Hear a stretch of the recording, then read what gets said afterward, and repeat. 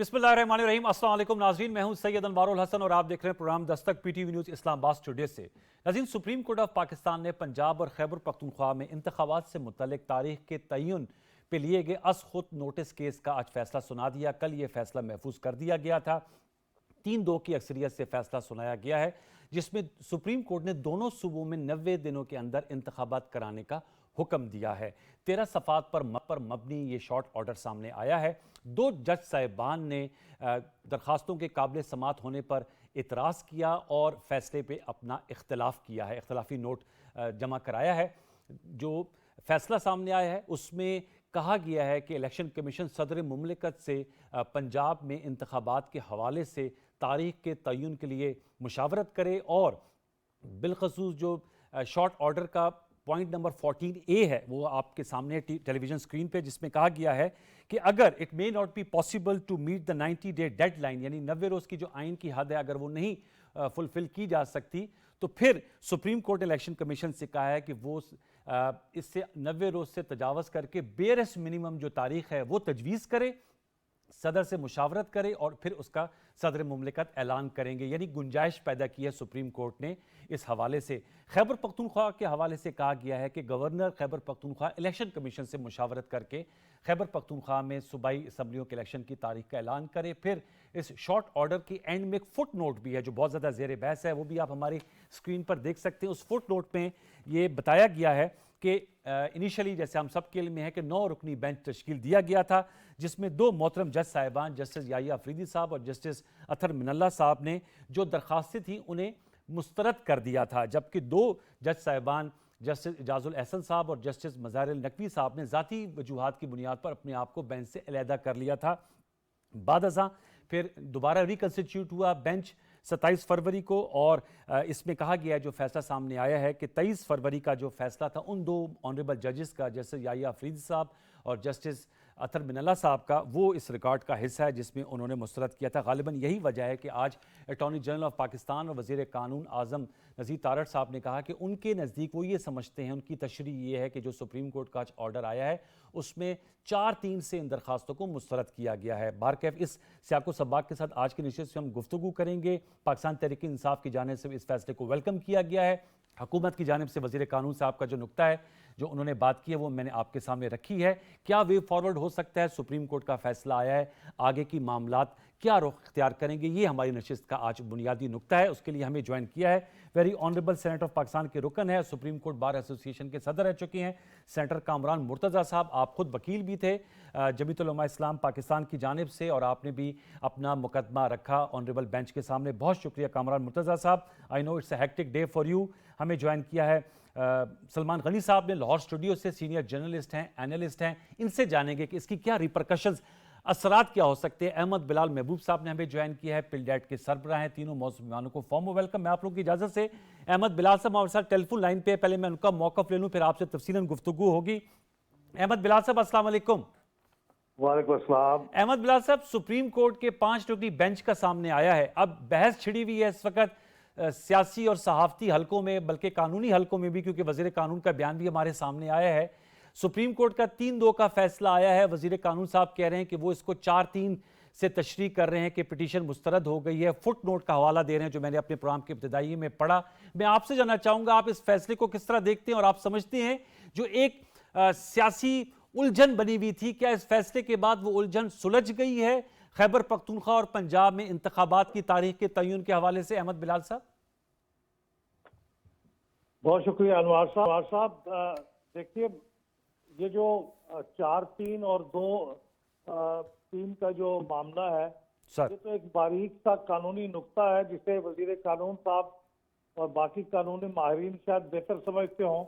एक आम आदमी की हैसियत से मैं जिस तरह से देखता हूँ, मुझे तो ये लगता है कि वो चूंकि बेंच रिकॉन्स्टिट्यूट हो गया था, जो पहले 9 रुकनी बेंच था उसको फिर दोबारा से रिकॉन्स्टिट्यूट करके 5 रुकनी बेंच बना दिया गया था जी। तो 5 रुकनी बेंच का ही फिर जो फैसला है, अक्सरियती फैसला, वही फैसला तस्वर किया जाएगा मेरी राय में।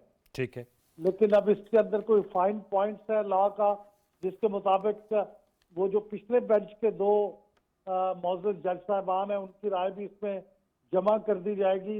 ये मेरे कम से कम समझ में तो नहीं आ रही, लेकिन अगर कोई ऐसा नुकता होगा तो कानूनी माहिरीन ही आपको क्लियर करेंगे। तो फैसला आप पसंद करें या ना करें, लेकिन जो फैसला हुआ है वो तो वही है जो 3 जजों का अक्सरियती फैसला है। ठीक। अच्छा, इसमें ये भी मैंने अहमद साहब, मैं इस ऑर्डर मेरे सामने है, इसका जो 14 पॉइंट है उसमें कहा गया है कि इलेक्शन कमीशन सदर मुमलिकत से पंजाब की हद तक मैं बात कर रहा हूं, वो मुशावरत करें और 90 दिन की अगर जो आइन में हद तयन है वो अगर मीट नहीं हो पा रही, अदालत ने कहा कि उन्हें बताया गया कि कोई तारीख का तयन नहीं हो सका, माफ कीजिएगा, बर वक्त, इसलिए 54 दिन दरकार होते हैं इलेक्शन कमीशन को तमाम मामला तय करने के हवाले से। तो सुप्रीम कोर्ट ने इसकी गुंजाइश रखी है कि 90 दिन से तजावज किया जा सकता है, barest minimum, as I quote वर्बेटमली।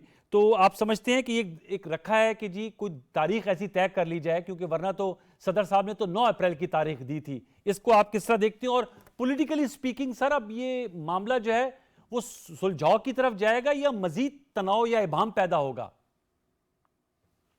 देखिए, बदकिस्मती से ये सुलझाव की तरफ तो नहीं जा रहा।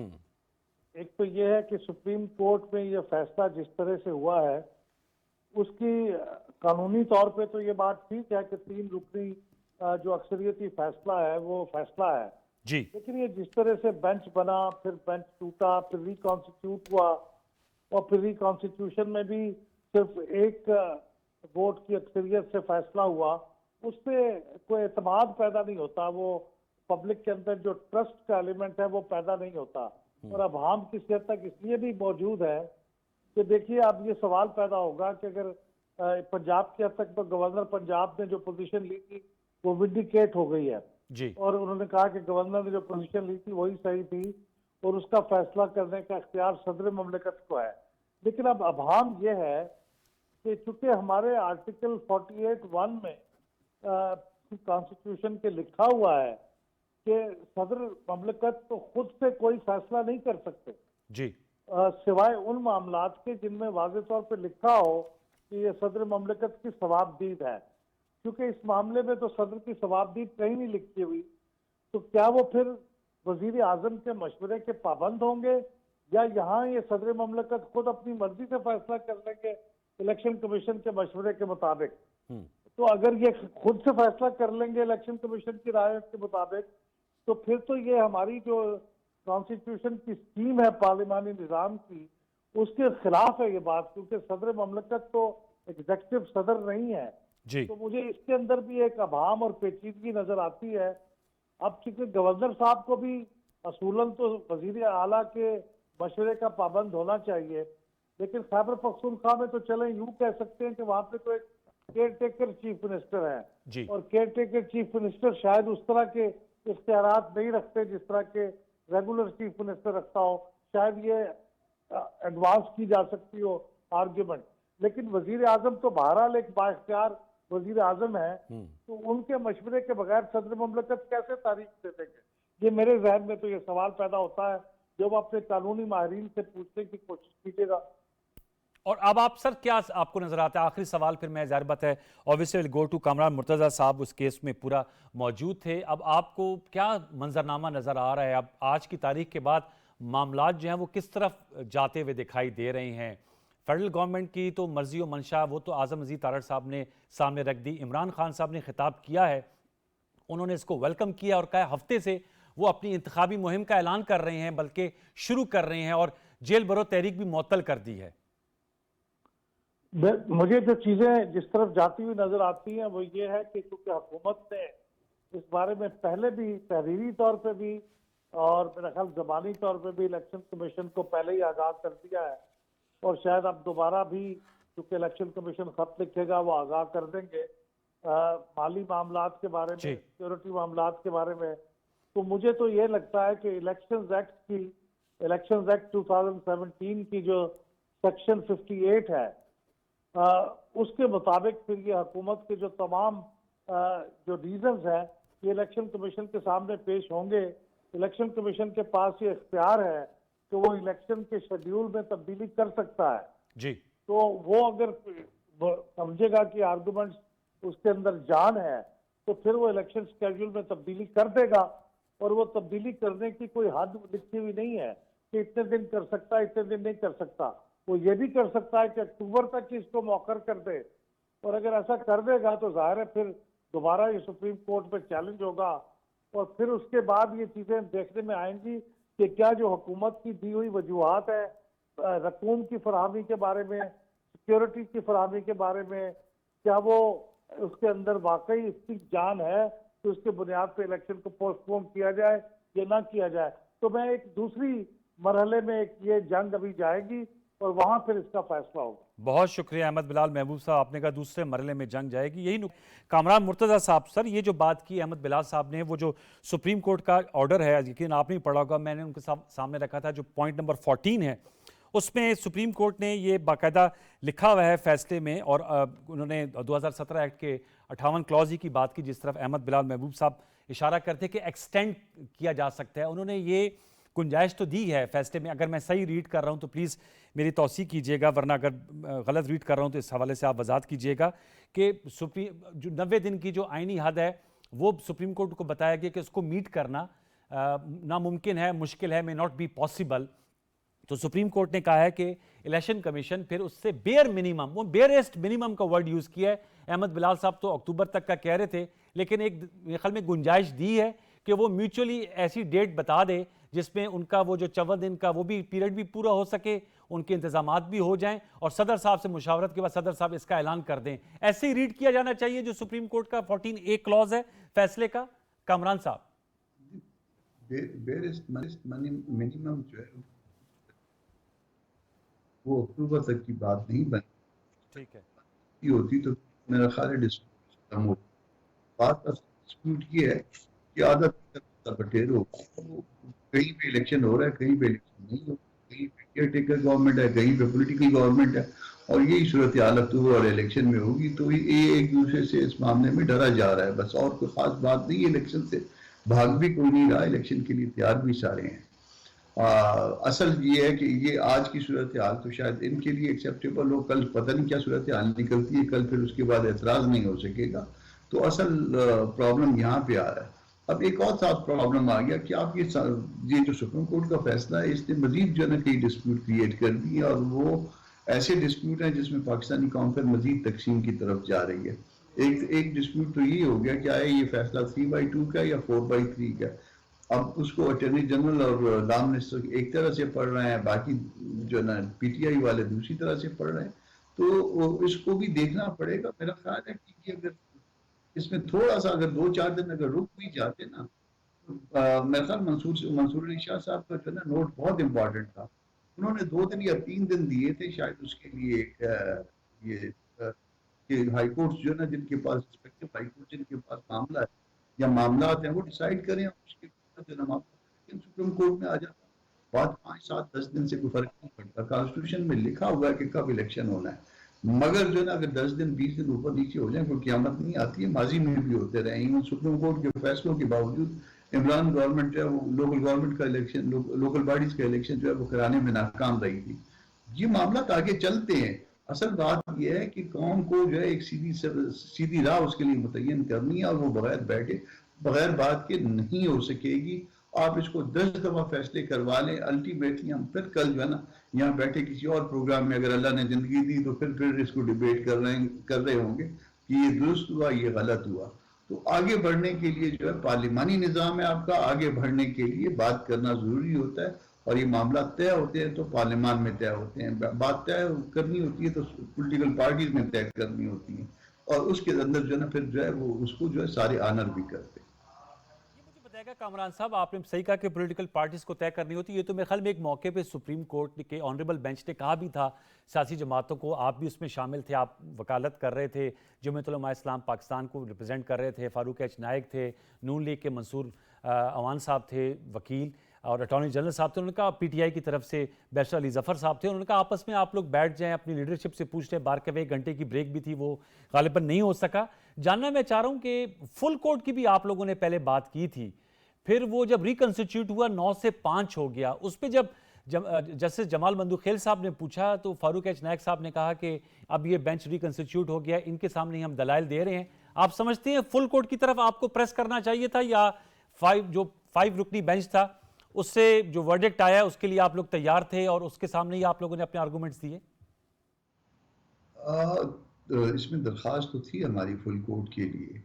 फिर एक स्टेज ऐसा है जहाँ पे फारूक साहब ने जो है ना वो एप्लीकेशन विड्रॉ कर ली थी, क्योंकि वो फिर मेरिट पे जो है ना वो हेयरिंग कमिंस हो गई थी। पहले उन्होंने कहा भी कि जी हमारा फुल कोर्ट की रिक्वेस्ट है, उन्होंने कहा कि उसको जो है ना वो ना ही समझें इस पे।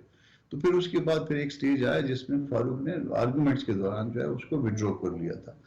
तो मेरा ख्याल है कि ये जो बहुत अहम मामला होते हैं जिसमें कौम को रास्ता देना होता है, एक राह मुतय्यन करनी होती है, उसमें अगर बनाना ही है तो फिर फुल कोर्ट को बिठा देना चाहिए, क्योंकि बेंच की तश्कील के हवाले से अक्सर जो है इस पे एतराज़ात आते हैं। वजह उसकी मुनासिब नहीं होता, क्योंकि बहुत बड़ी अदालत है और अगर हम इसके ऊपर बात करें खुदा न खास्ता तो फिर एक अनारकी की सूरत हाल जो है ना उस तरह से आती है।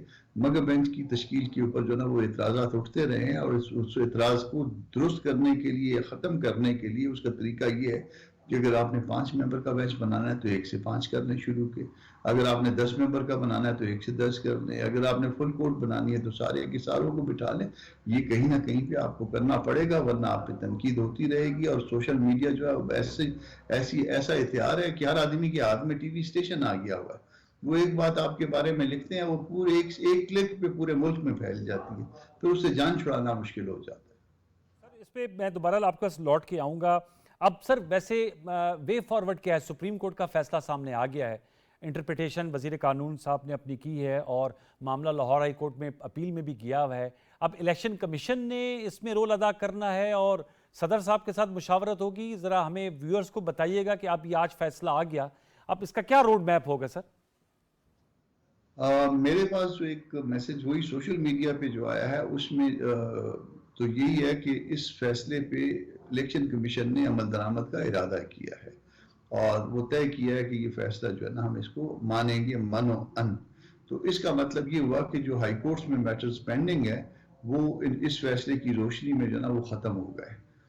यही एतराज़ था शायद मंसूर अली शाह साहब का और जमाल साहब का भी यही एतराज़ था और पार्टी का भी एतराज़ था कि वो आप एक तरह से ले रहे हैं। तो यानी वो चीज़ें और अब जब इलेक्शन कमीशन जो है इसको तस्लीम कर रहा है और जब तस्लीम कर रहा है तो इलेक्शन कराना उनकी जिम्मेदारी है और आर्टिकल 220 है वो जितनी भी एग्जीक्यूटिव है वो उनकी मुआवनत करेगी इस फैसले के तनाजुर में, जो वो इलेक्शन करवाएंगे उसकी मुआवनत होगी। यही कानून कहता है, लॉ ऑफ लैंड यही है। रहेगा। मैं सलमान गनी साहब सर आपके पास आऊँगा। लाहौर चूँकि पंजाब के हवाले से और पंजाब जो है वो ज़ाहिर बात है अददी सीट्स के हवाले से बड़ा क्रिटिकल होता है, क्योंकि ये जनरल इलेक्शंस होंगे प्रोविंशियल असम्बली के 5 साल के इलेक्ट होंगी। जैसे आज सुप्रीम कोर्ट ने कहा 90 रोज़ में आपने करना है और गुंजाइश अगर इससे बेरेस्ट मिनिमम आगे जा सकते हैं तो आगे चले जाएं और मुशावरत कर लें, सदर साहब के साथ तजवीज़ कर दें डेट। मैं आपसे जानना चाहूँगा, इमरान खान साहब ने आज लाहौर से वीडियो लिंक से खिताब किया और उन्होंने कहा इसको वेलकम किया है और उन्होंने कहा है कि हफ्ते से वो अपनी इंतखाबी मुहिम का आगाज़ करने जा रहे हैं। जेल भरो तहरीक उन्होंने मुअत्तल कर दी है। मैं आपसे जानना चाहूँगा किस तरह देख रहे हैं पॉलिटिकली ये जो फैसला है, इसके आफ्टर शॉक्स क्या आपको नजर आ रहे हैं?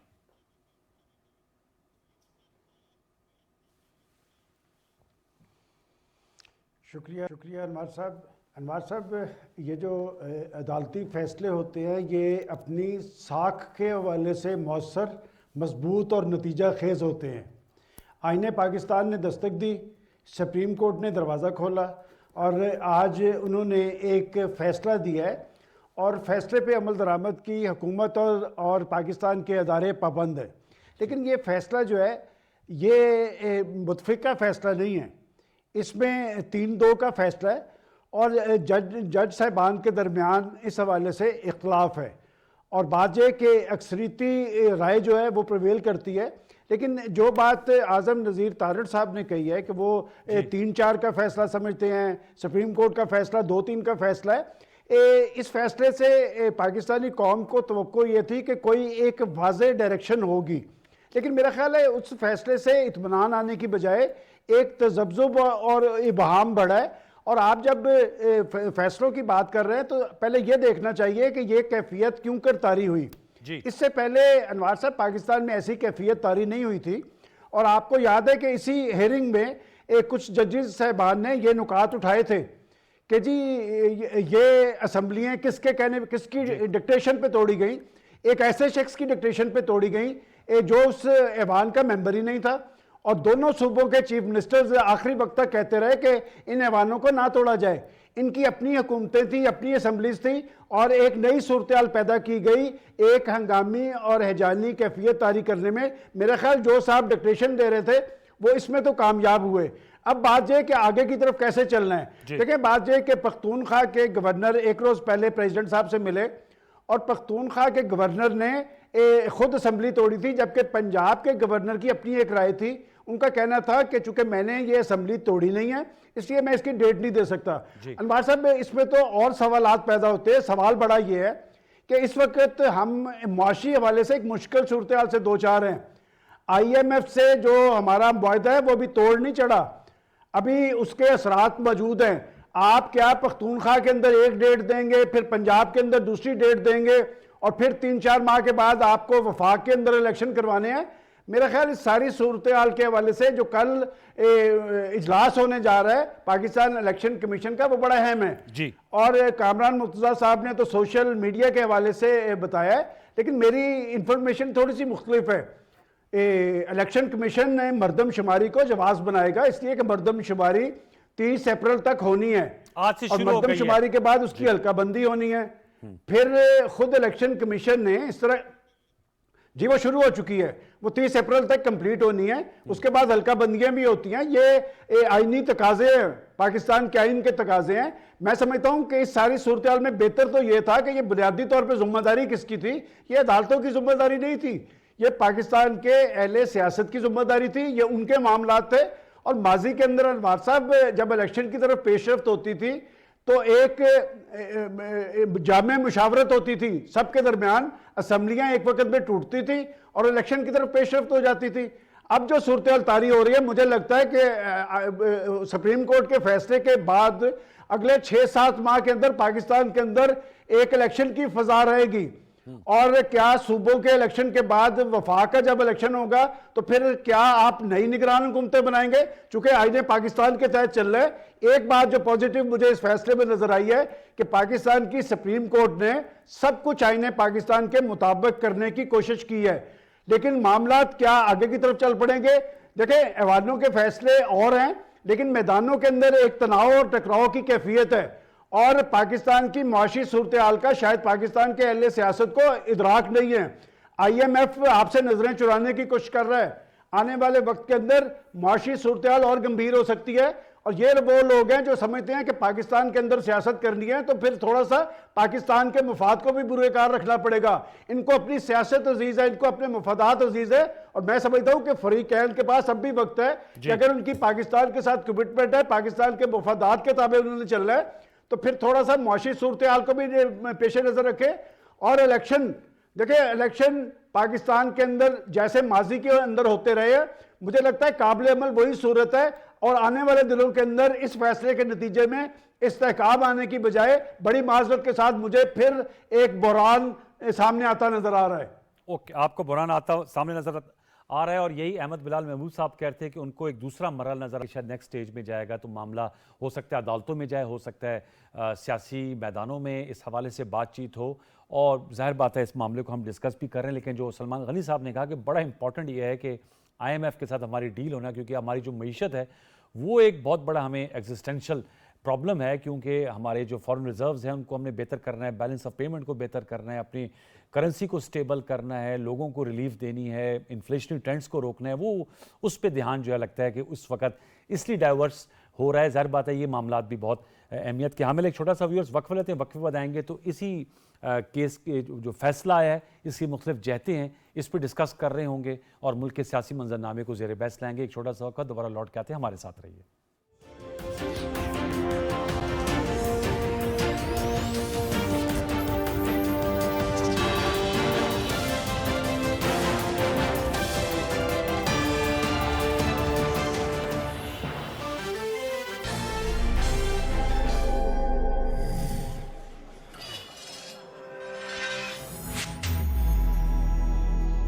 बचत अपनाएं, मईशत बचाएं। तवानाई की बचत का अहद करें, मुल्क की तरक्की में हाथ बटाएं।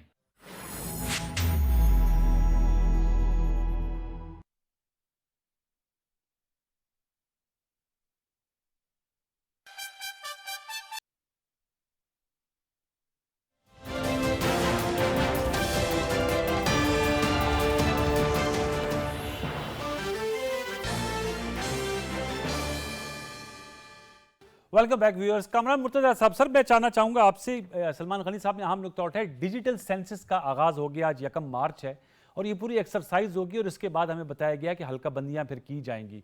मैं आपसे जानना चाहूँगा, ये नुकता आया था ज़ेरे समात के डिजिटल सेंसस हो रहा है और फिर हल्का बंदियाँ हैं, उसके लिए काम करना होगा, क्योंकि 90 रोज़ तो जैसे सुप्रीम कोर्ट ने कहा, ऑनरेबल बेंच ने कहा कि जो सदर साहब की डेट है 9 अप्रैल की, वो 90 डेज़ पे आती है, लेकिन अगर आप आगे जाना चाहते हैं तो उसकी गुंजाइश है, और आपने कहा कि ये बेरेस्ट मिनिमम बहुत आगे भी नहीं आप जा सकते।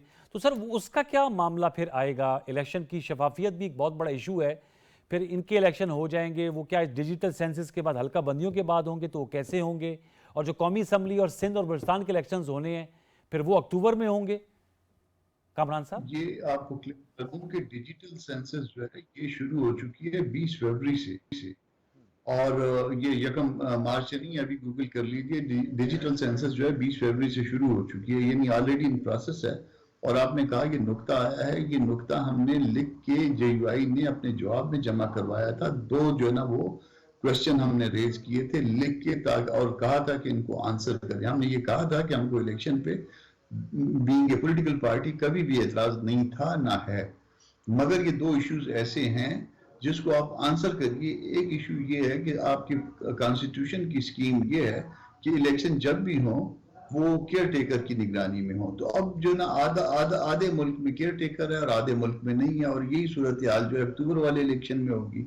और दूसरी बात यह है कि ऑलरेडी जो है वो सेंसस शुरू हो चुकी है 20 फरवरी को, और अब सूरत हाल जब 20 फरवरी को वो हो गई है, अगर 90 दिन में आगे इलेक्शन होते हैं तो ये आधे मुल्क में जो है वो इलेक्शन जो होंगे वो पुरानी सेंसस के मुताबिक होंगे जो 2017 वाली है, और उसके बाद जब नया सेंसस होगी उसमें बाकी आधे मुल्क में फिर जो है वो नए सेंसस के मुताबिक होगी। तो इन 2 क्वेश्चंस की वजह से मजीद डिस्प्यूट पैदा हो जाएंगे। इसको आप काइंडली आंसर करिए। मेरा ख्याल है कि इस शॉर्ट ऑर्डर में जो है वो शायद ये दोनों बातें तो आंसर नहीं हुई हैं, शायद डिटेल रीजन में शायद आंसर हुई हो। हमने कहा था कि ये इस आर्टिकल 224 को 90 डेज वाली बात को ये इन आइसोलेशन ना देखा जाए, बल्कि सारी पूरी स्कीम को कॉन्स्टिट्यूशन की देखा जाए। तो अब वो देखते हैं रीजंस भी आ जाएं, और बाकी ये जो है इसमें ये 4-3 और 2-3 वाला क्या मामला है इसको भी देखना चाहिए। 4-3 और 2-3 के मामले में रिव्यू में जाया जा सकता है, कोई इस तरह का कोई इरादा है, या इसकी फिर हतमियत का फैसला कैसे होगा कामरान साहब? मैं अभी तक अपना माइंड नहीं मेकअप कर सका, मगर मैंने क्योंकि मैंने अभी इसको डेप्थ में नहीं देखा, मगर मैंने जो सुना है अटॉर्नी जनरल साहब भी मौजूद थे उसमें और कानून के वजीर साहब भी मौजूद थे, और वो बड़े क्लैरिटी के साथ ये 4-3 और वाली बात कर रहे थे, और इस बात से भी शायद इनकार कर रहे थे कि वो क्यों जाए रिव्यू में। तो इसको मैं देखूंगा, उसके ऊपर अपना ओपिनियन फॉर्म करूंगा। आपने देखा होगा फुटनोट जो बेसिकली है, आप इससे तो नहीं इन्फर कर सकते, फुटनोट तो आपने पढ़ा होगा जिसमें वो जो इस शॉर्ट ऑर्डर का रिकॉर्ड का हिस्सा है जिसमें कहा गया है कि ये जो बेंच बना था 9 रुकनी, उसमें 2 ऑनरेबल जजेस ने डिसमिस कर दी थी पिटीशंस। 2 ऑनरेबल जजेस ने यानी 2 जो अब के मिनॉरिटी जजेस हैं उन्होंने कंकर किया है उन दूसरे 2 जजेस के साथ, 2 और 2 4, और फिर उसके ये पहले उससे ऊपर जो जहां कंफ्यूजन है उसको देखिए और फिर फुटनोट देखिए जी, ये कंफ्यूजन पैदा करता है, मगर स्टिल जो है मैं अपना ओपिनियन नहीं दे रहा और इसको रिजर्व रख रहा हूं। क्योंकि ओपनिंग जब देखते हैं तो ओपनिंग जो है 3-2 की बात करता है जी, बिल्कुल बिल्कुल, और इसको देखते हैं फिर कुछ और बात आती है, तो इसको देखना पड़ेगा, इसको देखना पड़ेगा। ठीक है सलमान गनी साहब, सर मैं आपसे जानना चाह रहा हूं कि अब सर इंतखाबी मुहिम, जैसे मैं इसलिए आपसे पॉलिटिकल क्वेश्चन पहले भी किया था उसका जवाब नहीं आ सका, इमरान खान साहब ने हफ्ते से कहा है कि वो जो इनकी इलेक्शन कैंपेन है उसका वो आगाज कर रहे हैं। मरियम नवाज साहब हम देख रहे हैं, साहिवाल हो, गुजरांवाला हो, सरगोदा हो, हज़ारा हो, भावलपुर हो, मुल्तान हो, उन्होंने भी कहा है कि PMLN जो है वो मैदान में उतर चुकी है, लेकिन उन्होंने ये बात की है कि पहले इंसाफ होगा फिर इलेक्शन होगा। तो अब तो ये ऑर्डर आ गया है सर सुप्रीम कोर्ट का 90 रोज में इलेक्शन कराने का। मैं आपसे जानना चाहूंगा क्या कहेंगे इस हवाले से? ये जो बात आई थी, जो जाहिर बात है अब वो इस वक्त चीफ ऑर्गेनाइजर हैं PMLN की और इलेक्शन कैंपेन को लीड कर रही हैं एक तरह से, तो आप इस चीज़ को किस तरह देखते हैं? इसको कैसे फिर इसकी तो अमलियत पसंदी जो है वो तो अब मुश्किल नजर आती है इस फैसले के बाद।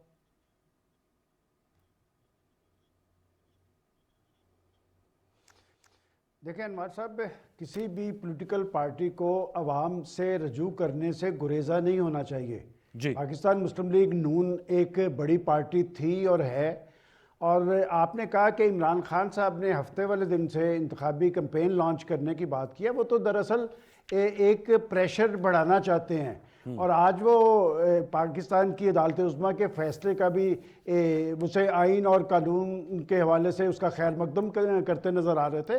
दरअसल हमारा एक सियासी अलमिया है अनवर साहब कि जब अदालती फ़ैसले किसी के हक़ में आते हैं तो वो उनका खैर मकदम भी करते हैं, वो आइन और कानून की फतह भी होती है।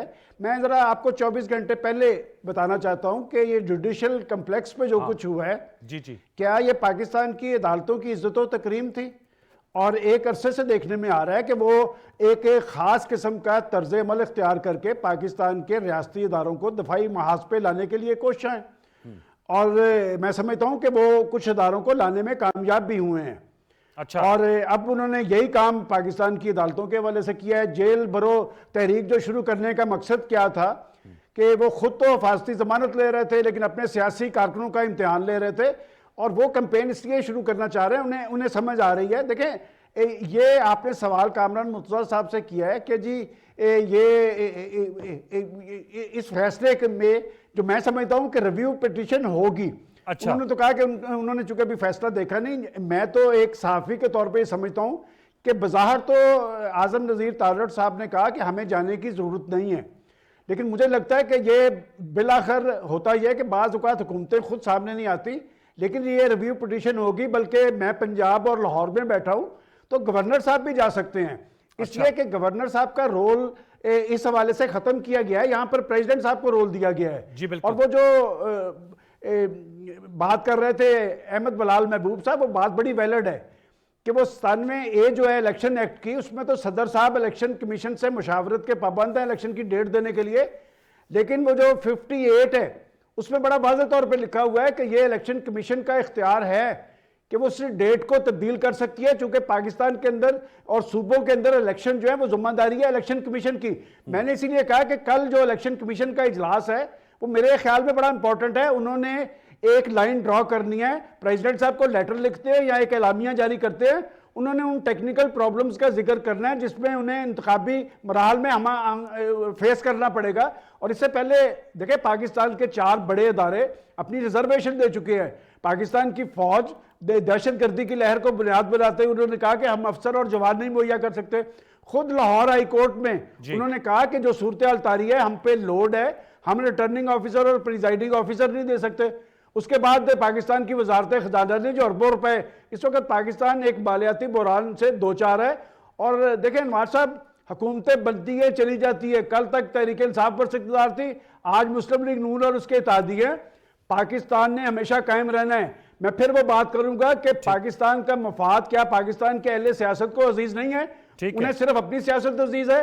जहां तक आप इंतखाबी कैंपेन की बात कर रहे हैं, इंतखाबी कैंपेन अपने अपने अंदाज में सब लोग कर रहे हैं, और बात यह कि पॉलिटिकल पार्टी वही होती है जिसके रूट्स अवाम में हो। और अगर मरियम नवाज साहबा मैदान में आई हैं तो मरियम नवाज साहबा को यह भी देखना पड़ेगा कि उस वक्त वो अवाम की आवाज तब बनी थी जब पाकिस्तान के अंदर इमरान खान साहब की हुकूमत थी। आज हुकूमत उनके चचा की है, और उनके बरसे इक़्तिदार आने के बाद महंगाई के तूफान के आगे बंद नहीं बांधा जा सका, बल्कि महंगाई बढ़ी है। तो उन्हें यह भी बताना पड़ेगा अपने इन तंजीमी कन्वेंशन में कि इस महंगाई के रुझान की वजूहात क्या हैं। अभी तक लोग इस मामले में यकसू नहीं है कि क्या ये सिर्फ महंगाई तहरीक इंसाफ की हुकूमत की वजह से बनी है। दरअसल ये सब कुछ IMF का है, और मैंने IMF का हवाला इसलिए दिया है। सलमान भाई, आपकी इजाजत से मैं दोबारा वापस लौट के आऊंगा। असल में हमें ज्वाइन किया है जहांगीर खान साहब ने, एडवोकेट जनरल इस्लामाबाद, उन्होंने ज्वाइन किया। जरा उनका भी नुक्ता नजर लेते हैं, फिर सलमान साहब आपके आर्गुमेंट को हम फुलफिल करेंगे। जहांगीर जदून साहब, अस्सलाम वालेकुम। जी वालेकुम सलाम। जी जहांगीर जदून साहब, हम गुफ्तगू कर रहे हैं, एक एनालिटिकल गुफ्तगू हो रही है सुप्रीम कोर्ट के फैसले के तनाजुर में। मैं आपको ओपिनियन चाहूंगा। कामरान मुर्तज़ा साहब हमारे साथ हैं, सलमान गनी साहब, इनसे पहले अहमद बिलाल महबूब साहब थे। सर, आपकी क्या रीडिंग है इस फैसले में, क्योंकि बहस छिड़ी हुई है। मैंने तो ये बात कामरान मुर्तज़ा साहब के भी सामने रखी, उन्होंने कहा उन्होंने अपना माइंड अभी मेकअप नहीं किया, फैसला पढ़ के इसको करेंगे कि ये जो वज़ीर कानून है वो तशरीह कर रहे हैं 4-3 से दरख्वास्त मुस्तरद हो गई है। और अली ज़फ़र साहब जो PTI के वकील थे वो कह रहे हैं 3-2 से, और सुप्रीम कोर्ट का जो फैसला भी आया उसमें आया कि 3-2 से ये अक्सरियत राय से फैसला आया है जिसमें 90 रोज में इलेक्शन कराने का हुक्म दिया गया दोनों सूबों में। आप क्या कहेंगे जहांगीर जदून साहब?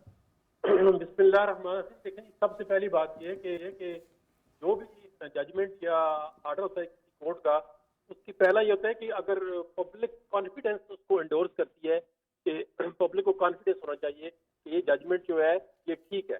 अब ये जो जजमेंट आई है इसमें चाहे 4-3 या 3-2 का इशू मतलब है ज्यादा कंट्रोवर्सी क्रिएट हो गई है, बजाय इसके कि पब्लिक को कॉन्फिडेंस होती। तो मेरे ख्याल में जो भी पॉलिटिकल क्वेश्चंस हैं उनके लिए जिस तरह इन्होंने इस्तदा की थी पॉलिटिकल पार्टियों से, हमेशा फुल कोर्ट बनी चाहिए। अगर यही फैसला फुल कोर्ट का होता तो आज हालात बिल्कुल मुख्तलिफ होते, किसी बंदे को उंगली उठाने का नौबत ना आती। उसकी वजह यह है कि अगर आपने डिसीजन विद इन 1 या 2 डेज करना था तो सुप्रीम कोर्ट फुल कोर्ट बनाती, जितने भी अवेलेबल मेंबर थे उनकी कोर्ट बनती। तो ये क्योंकि पॉलिटिकल क्वेश्चन था, इसमें कॉन्स्टिट्यूशन बेटर थे। अगर आपने 2 असेंबली के इलेक्शन करा दिए, अभी करा दिए, तो फिर आपका जो सर्कल है, जो साइकिल है, कॉन्स्टिट्यूशन का जो स्पिरिट है कि ट्रांसपेरेंट इलेक्शन होने चाहिए, ऑनेस्ट होने चाहिए, तो फिर उस जो आर्टिकल 218 का सब आर्टिकल 3 है उसको आप कहाँ पे लेके जाएंगे, उसको आप कहाँ पे लेके जाएंगे? और वो इलेक्शन कमीशन की प्राइम रिस्पॉन्सिबिलिटी है, कॉन्स्टिट्यूशन रिस्पॉन्सिबिलिटी है कि इलेक्शन फेयर एंड ट्रांसपेरेंट हो, जस्टली एंड फेयरली होल्ड हो, और वो नेसेसरी अरेंजमेंट करें इनके लिए। तो अगर फुल कोर्ट बनती तो सबसे बेहतर होती। अभी ये देखें ना, इस लेकिन सर वो तो कथाकलामिकली माजिद जहांगीर जदून साहब, वो तो सवाबदीद है ना चीफ जस्टिस साहब की कि वो बेंच की तश्कील किस तरह करें, फुल कोर्ट हो, 5 रुकनी हो, 9 रुकनी हो। ये सारे सुन रहे हैं, तो अब जैसे डिस्क्रिप्शन भी जहाँ पे होती है उसका आप देखें ना, सुप्रीम कोर्ट के अंदर से ये आवाजें उठने लग गई है कि जी बेंच की कॉन्स्टिट्यूशन ठीक नहीं है। तो अब इसकी जो फाउंडेशन ही खराब हो गई है, तो इस फैसले को मानने के लिए अवाम जो है, ओवरऑल जो है मेजॉरिटी, वो किस तरह तैयार होगी? तो ऐसे कंट्रोवर्शियल जब जजमेंट आ जाती है, अब पनामा की जजमेंट देखें कि 2 जज जो है पहले दिन ही कहते हैं कि ये जो है प्राइम मिनिस्टर जो है नवाज शरीफ डिस्क्वालीफाई है, हम जेआईटी बनाने की जरूरत नहीं है। अब वो जेआईटी बनती है, फिर 3 जज जो कहते हैं जी जेआईटी को सुनते हैं, वो 2 जज सुनते भी नहीं है, फिर आखिर में आके वो बेंच में बैठ जाते हैं, वो डिसीजन दे देते हैं। अब इस तरह देखें ना, आप इसके फुट नोट में तकाबुल, जी जहांगीर जदून साहब कतकली मजद, क्या पनामा केस जजमेंट का तकाबुल इस जजमेंट के साथ और बेंच मेकिंग के साथ किया जा सकता है? नहीं, तकाबुल देखें ना, एक प्रेसिडेंट आपके पास मौजूद है कि 2 जजों ने केस सुना, मतलब 3 ने सुना और 2 आके दोबारा उसको शामिल कर दी गए। इसमें आप देखें ना, इंटेंशन देखें, आप कॉन्स्टिट्यूशन ऑफ द बेंचेस की इंटेंशन देखें। अब इन 2 जजों ने खुद आया आपको रिक्यूज किया, जो आपने अतर मिनल्ला साहब हैं और जी अफरीदी साहब हैं, इन्होंने खुद रिक्यूज नहीं किया जी। वो कहते हैं हम इस बेंच का हिस्सा बनना चाहते हैं अगर चीफ जस्टिस बनाए। अब इसमें देखें ना, उन्होंने एक अपनी ओपिनियन जो है वो दे दी। अब उसके बाद जो डिसेंटिंग नोट आया है, उन्होंने कहा जी ये जो हमारा फैसला है और उनका फैसला है, ये 23 जो फरवरी का फैसला था, ये रिकॉर्ड का हिस्सा रहेगा। अब एक फाइल के अंदर 2 कंट्रोवर्शियल आर्डर मौजूद है, एक 4 मेंबर का आर्डर मौजूद है 23 का, और ये अगर इन दोनों को मिलाएं तो एक जो है वो 3 मेंबर का मौजूद है। अब इससे ज्यादा जो है ना कंट्रोवर्सी पैदा हो गई है। हाल 2 के अभी 5 इसका हल आपके नजदीक, आपके लीगल एनालिसिस में इसका फिर हल क्या आपने ये नुक्ता दोहराया है कि इससे कंट्रोवर्सी पैदा हो गई है? हल की रिक्वेस्ट के लिए रिक्वेस्ट की थी कि आप फुल कोर्ट बना देते तो ये पॉलिटिकल क्वेश्चन जो है तो तमाम पार्टियों को कॉन्फिडेंस होती है। अब आपने मुल्क के अंदर पोलराइजेशन आगे इतनी ज्यादा है, तो इसको आप मजीद बढ़ाना चाहते हैं या इसको कम करना चाहते हैं? तो अगर अदालत चाहती कि ये पोलराइजेशन कम हो तो फुल कोर्ट बन जाता, उसमें कोई हरज नहीं थी, वो 1-2 दिन में फैसला कर दे। क्योंकि इस केस को लंबा तो सुना ही नहीं गया, एक ही क्वेश्चन था कि कौन डिसाइड करेगा जी। तो जब 4 जज साहब ने उनकी ये ओपिनियन आ गई है कि ये मेंटेनेबल ही नहीं थी, इसकी बुनियाद देखिए ना, सू मोटो की बुनियाद इस केस में रखी गई है। एक सर्विस मैटर के अंदर आपने सू मोटो को ले आए हैं इलेक्शन मैटर का, तो उसकी देखिए ना बेसिक फाउंडेशन ही गलत हो गई है। तो आगे जजमेंट चाहे 5 किया या 4-3 किया या 3-2 किया है, वो तो अब बात पीछे रह गई। अब इसका अंदर जो इम्प्लीमेंटेशन है, जिसकी फाउंडेशन है, उसको इतना वीक कर दिया गया है कि अब इसके ऊपर इमारत खड़ी भी रहेगी तो ये कंट्रोवर्शियल ही रहेगी। ठीक, बहुत शुक्रिया आपका जहांगीर जदून साहब से गुफ्तगू करते। कामरान मुर्तज़ा साहब, सर चूंकि आप पीडीएम जमातों का हिस्सा भी हैं, मैं आपसे जानना चाहूँगा इलेक्शन के हवाले से, चूँकि इस वक्त पीटीआई का कोई हमारा गेस्ट नहीं है, हम कोशिश तो कर रहे रब्ते की, लेकिन बैरिस्टर अली ज़फ़र साहब को रिक्वेस्ट की थी बारके, वो इस वक्त अवेलेबल नहीं हमें हो रहे। मैं आपसे चाहूँगा, एक ये है कि शायद आप लोग इलेक्शन से गुरेज़ा हैं और सलमान गनी साहब ने जो नुक्ता उठाया है, ये महंगाई, इन्फ्लेशन, अभी राजनपुर में इलेक्शन हुआ, अगर से वो जाफर खान लगारी मरहूम साहब की घर की नशिस्त थी, लेकिन मोहसिन लगारी साहब ने 50,000 वोटों से वो जीता है। तो क्या ये तासुर जो है, और इमरान खान साहब आज भी कह रहे थे कि जी फैसला आ गया सुप्रीम कोर्ट का, लेकिन मुल्क में ऐसा एक परसेप्शन क्रिएट किया है कि 90 रोज में इलेक्शन नहीं कराएंगे, तो क्या वाकईतन पीडीएम जो है वो इलेक्शन को अवॉइड करना चाह रहे हैं, इस वजह से जो है वो इस फैसले में 90 रोज जो कि आइन में तय है उससे वो साइड ट्रैक करना चाह रहे हैं? नहीं, ऐसा नहीं है। किसी पार्टी ने, इवन नून लीग, पीपल्स पार्टी, जेयूआई, किसी पार्टी को जो है इलेक्शन से कोई फराद नहीं है। मसला सिर्फ ये है कि दो ऐसे जो इश्यूज क्रिएट हुए हैं जो आंसर नहीं हो रहे हैं। आप प्लेन लैंग्वेज पे तो जा रहे हैं सेक्शन आर्टिकल 224 की, मगर उसके साथ जो इश्यूज है, तो अगर केयर टेकर है तो केयर टेकर क्या पूरे मुल्क में होंगे या सिर्फ किसी मखसूस हिस्से में होंगे? और चले इस वक्त तो सिर्फ सूबाई इलेक्शन है ना, सूबों में है, गो के सेंटर में गवर्नमेंट जो है वो सियासी है, मगर जिस वक्त कौमी असम्बली के इलेक्शन होंगे उस वक्त तो 2 सूबों में प्योर सियासी गवर्नमेंट होगी। फिर कौन उसको मानेगा कौन नहीं मानेगा, ये बहुत बड़ा इशू। आप पाकिस्तान पहले 5 साल जो है वो इस तरह से इस लड़ाई झगड़े में जाया हो चुके हैं कि अगले 5 साल भी इसी तरह से जाया करने हैं। फिर करवा लीजिए इस जजमेंट को जो है ना, बिल्कुल जिस तरह से भी आप चाहते हैं उसका इम्प्लीमेंट हो जाए, मगर पाकिस्तान जो है ना फिर इसी तरह से दस्तों गिरेबान रहेंगे। और ये मामला जो है ना बगैर बैठे, बगैर तय किए मामला को, सियासी मामला को सियासी तौर पे तय किए नहीं होंगे। आप कह रहे थे कि टाइम दिया था, क्या 1 घंटे में सियासी मामला पूरे मुल्क के इलेक्शन के हवाले से तय हो जाते हैं? और वो भी कामरान ने, फारूक नाइक ने या अवान साहब ने तय करने? हमने जाहिर है ये तो बात जो है ना, इवन हमारी लीडरशिप अगर मियां शहबाज शरीफ होते, जरदारी साहब होते और मौलाना साहब होते, वो भी शायद 1 घंटे में तय ना कर सकते। उन्होंने भी अपनी पार्टी से पूछना होता। तो बादशाह सलामत वाली बात तो नहीं होती पार्टी के अंदर, सारा कुछ जो है ना पहुंची। लेकिन कमरा से ही नौबत यहां तक क्यों कर पहुंची कि मामला सुप्रीम कोर्ट तक चला गया? पहले हल कर लेते। ये तो 14 जनवरी को डिसॉल्व हुई ना पंजाब असेंबली, और 17-18 को केपी। मसला सिर्फ जिद है इमरान खान साहब की, उसकी जाती अना है। देखिए उस जाती अना कहाँ से शुरू हुई, आप 9 अप्रैल वाले मामले में देख लीजिए, वहां पे भी जाती अना थी, यहाँ पे भी सिर्फ इसलिए कि दूसरों को नीचा दिखाना है, और उसमें मुल्क को खुदा न खास्ता नीचा दिखा रहे हैं, ये मुल्क को नहीं चलने दे रहे हैं, सिर्फ इसलिए कि साबित करें ये गवर्नमेंट जो आई है ये हुकूमत नहीं चला पा रही, और वो हर जगह पे हर्डल क्रिएट की जा रही है। उसमें ऐसे लोग भी शामिल है जो दस्तूरी ओहदे पे बैठे हुए हैं, और ऐसे लोग भी शामिल हैं जो एक पॉलिटिकल पार्टी से ताल्लुक रखते हैं। और आपने तरीन साहब की गुफ्तगू भी एक दफा सुन चुके हैं, उसका भी कोई ऑडियो वीडियो आया जिसको उन्होंने एडमिट किया है। तो जब ये सारे इस तरह की सूरत हाल होंगे तो फिर मुल्क इसी तरह से रगड़े खाता रहेगा। सलमान गनी साहब, सर मैं आपसे जानना चाहूंगा, जाहिर बात है ये एक पॉलिटिकल इशू, इसको रिजॉल्व होना चाहिए था, नहीं हो सका, सुप्रीम कोर्ट ने किया, लेकिन ये जो प्रॉब्लम्स है, कामरान मुर्तज़ा साहब कह रहे हैं, आप कह रहे हैं, अभी जहांगीर जदून साहब कह रहे थे, अहमद बिलाल महबूब साहब कह रहे थे कि एक दूसरा मरहला आएगा, पाकिस्तान तो मुतहम्मिल ही नहीं हो सकता। आपने 12 कहा है, और I totally agree with you economically कि हम ये पॉलिटिकल अरताश रहे, यहाँ पर क्लैरिटी ना हो और डिस्टर्बेंस रहे। तो मैं आपसे जानना चाह रहा हूँ सर, वजह क्या बन रही है? पहले तो टू बी वेरी फेयर कहा जाता था कामरान मुर्तज़ा साहब की जमात के बहुत से रहनुमा, नून लीग और पीपल्स पार्टी की, ये पंजाब और केपी की सबनियाँ तोड़ दें तो इलेक्शन हो जाएगा। अब उन्होंने तोड़ दी हैं, अब वो इलेक्शन जो है वो क्या कुछ तय नहीं हो सकता? कुछ पीटीआई वाले आगे चले जाएं, ये पीछे आ जाएं और इकट्ठा इलेक्शन करा लें?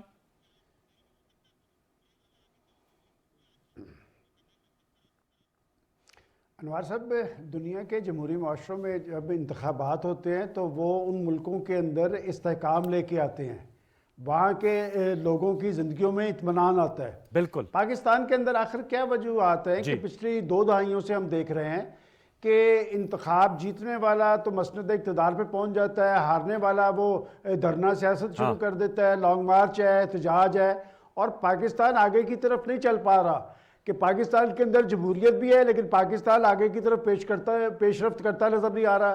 पाकिस्तान के अंदर जमहूरियत है लेकिन जमहूर जो है वो मसाइल की आग में जल रहे हैं, महंगाई का एक तूफान है जिसके आगे कोई बंद नहीं बांध सकता। तो बात यह कि ये आखिर क्यों है?